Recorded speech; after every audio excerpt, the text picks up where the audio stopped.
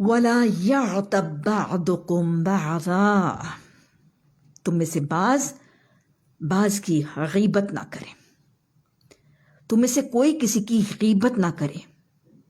اور پھر آگے اللہ نے غیبت کی قباحت کو ایک مثال کے ذریعے سمجھایا۔ کیا تمہارے اندر کوئی ایسا ہے جو اپنے مردہ بھائی کا گوشت کھانا چاہے گا؟ تم تو اس سے گھن کھاتے ہو، اللہ سے ڈرو، اللہ بڑی توبہ قبول کرنے والا رحیم ہے۔ تو گویا لا یغتب، غیبت سے لا کہہ کر غیبت سے منع کر دیا گیا۔ غیبت کیا ہے؟ قرآن کا لا ہے تو we need to know what it is۔ صحیح حدیث کے الفاظ ہیں، حضرت ابو ہریرہ رضی اللہ تعالیٰ عنہ کی روایت سے ایک حدیث ہے۔ اس حدیث کو مسلم، ابو داؤد، ترمذی اور نسائی میں روایت کیا گیا۔ گویا صحیح ستہ کی 4 کتابوں میں یہ حدیث حضرت ابو ہریرہ رضی اللہ تعالیٰ عنہ کی روایت سے صحیح حدیث موجود ہے کہ صحابہ اکرام نے نبی صلی اللہ علیہ وسلم سے سوال کیا کہ یا رسول اللہ صلی اللہ علیہ وسلم، غیبت سے کیا مراد ہے؟ جب قرآن نے کہا لا یغتب تو آپ نے پوچھا کیا کہ غیبت سے کیا مراد ہے؟ تو آپ صلی اللہ علیہ وسلم نے فرمایا کہ غیبت یہ ہے کہ تو اپنے مسلمان بھائی کا ذکر اس کی غیر موجودگی میں ایسے کرے کہ اگر اس کو معلوم ہو جائے تو اس کو برا محسوس ہو، یعنی وہ ہرٹ ہوگا، وہ اپسیٹ ہوگا کہ یہ میرے بارے میں ایسی بات کر رہی تھی۔ دس از غیبت۔ صحابہ نے مزید وضاحت فرمائی، یا رسول اللہ صلی اللہ علیہ وسلم، چاہے اس کے اندر وہ عیب ہو بھی، یعنی وہ اگر شو آف کرتی ہے تو ہم کہہ رہے ہیں کہ بڑی کوئی شوئیں مارتی ہے، بڑی کوئی جھوٹی ہے، بڑی دھوکے باز ہے، بڑی کوئی فراڈ ہے، مطلب ہے اور شی از رائٹلی سو، اور ہم کہہ رہے ہیں تب بھی غیبت ہے۔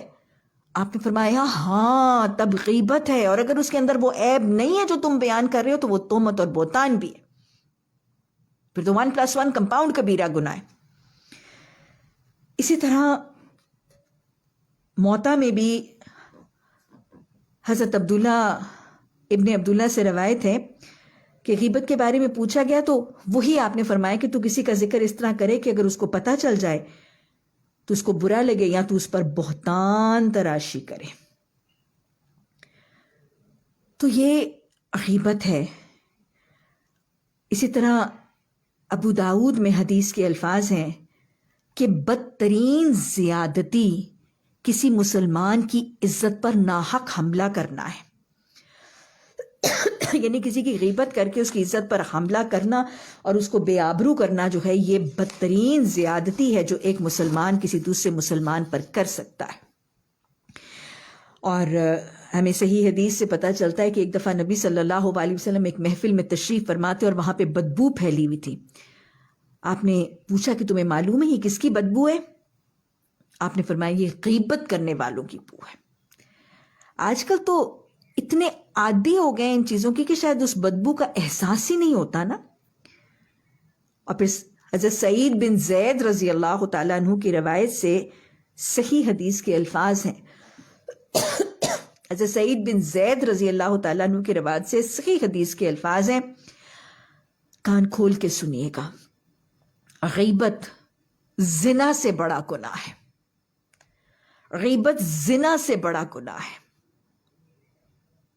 ریلی کتنی آسانی سے غیبتیں ہوتی ہیں، بچے ماں باپ کے سامنے، بیٹی ماں کے سامنے، ماں بیٹی کے سامنے، والدین بچوں کے سامنے، بچے والدین کے سامنے، بھائی بہن کے سامنے، بہن بھائی کے سامنے، آرام سے غیبتیں ہو رہی ہوتی۔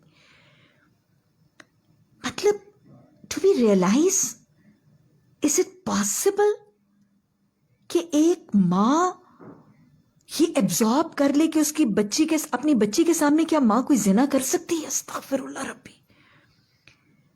یا کوئی ماں باپ یہ ایکسپٹ کر سکتے ہیں کہ ان کی بچی زنا کر رہی ہے اور ان کو پتہ ہے اور وہ they let it be, they not bothered? کوئی ماں باپ اپنے بیٹے یا بیٹی کو زنا کی حالت میں دیکھنا یا جاننا یا معلوم ہونا ہضم کر سکتے ہیں؟ نہیں کر سکتے۔ لیکن غیبتوں کا کرنا کرانا سب ہضم ہو رہا ہوتا ہے، and everybody is fine with it. Would any father be fine with it کہ اس باپ کو پتا ہو کہ میرے بچوں کو پتہ ہے کہ میں زنا کرتا ہوں. نہیں، لیکن وہ باپ اپنے بچوں کے سامنے غیبت کرتا ہے اور اس کو حیا بھی نہیں آتی. یہ گھروں کا ایک تانا بانا بن گیا ہے. غیبت زنا سے بڑا گناہ ہے.